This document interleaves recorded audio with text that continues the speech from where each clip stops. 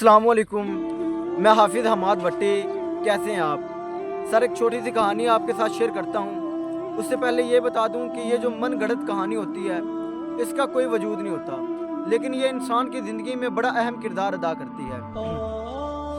ऐसी एक छोटी सी कहानी तोते और तोते की। सर, एक दफ़ा तोती और तोता किसी वीराने से गुजर रहे थे, वीरान गाँव से।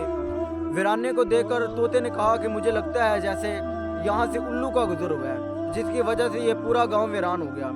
जब तोती और तोता आपस में बातें कर रहे थे, उसी वक्त उल्लू भी वहाँ से गुजर रहा था। उल्लू रुका और उल्लू ने कहा कि मुझे लगता है कि आप यहाँ पे मुसाफिर हो, आज रात आप मेरे पास रुकें और सुबह चले जाना।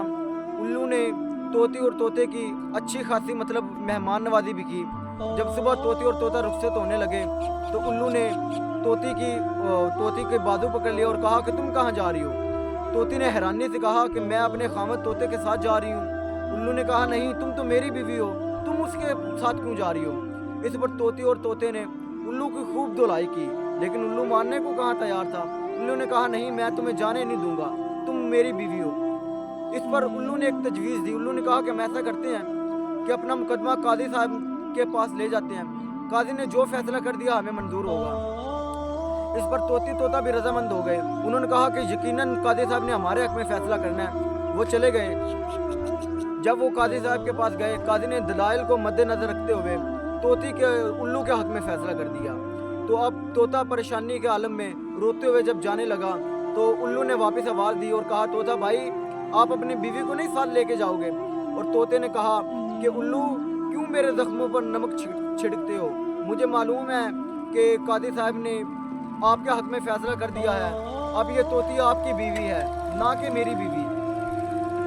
इस पर उल्लू ने कहा कि नहीं, तोती आपकी ही बीवी है। बस मैं आपको ये समझाना चाहता था कि बस्तियां उल्लू नहीं वीरान करते। जिस गांव से, जिस मुआशरे से इंसाफ उठ जाता है, वहाँ से वो बस्तियां खुद ब खुद वीरान हो जाती हैं।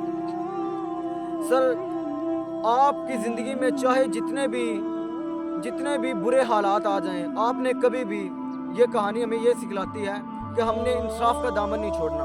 सर, हमारा मसला ये है कि हम दूसरों पर उम्मीदें लगाए होते हैं कि वो आएगा या उनकी तरफ से तब्दीली की शुरुआत होगी या फलां बंदा तब्दीली की शुरुआत करेगा या हमारे हुक्मरान तब्दीली की शुरुआत करेंगे, तब ये पाकिस्तान में तब्दीली आएगी। नहीं सर, आप अब समझ लीजिए, आपने तब्दीली की शुरुआत करनी है, आपने खुद को तब्दील करना है। यकीन जानिए, जिस दिन आप अपने आप को खुद को तब्दील करना शुरू कर देंगे, उस दिन आपको ये दुनिया तब्दील होती नज़र आएगी, ये पाकिस्तान तब्दील होता नज़र आएगा, आपको अपना मुआशरा तब्दील होता नज़र आएगा। ये छोटा सा मैसेज था इंसाफ का। तो आपने इंसाफ का दामन नहीं छोड़ना, हालात चाहे जैसे भी हो। अपना भी ख्याल रखिएगा, अपने साथ जुड़े रिश्तों का ख्याल रखिए। मुझे तो दुआओं में याद रखना।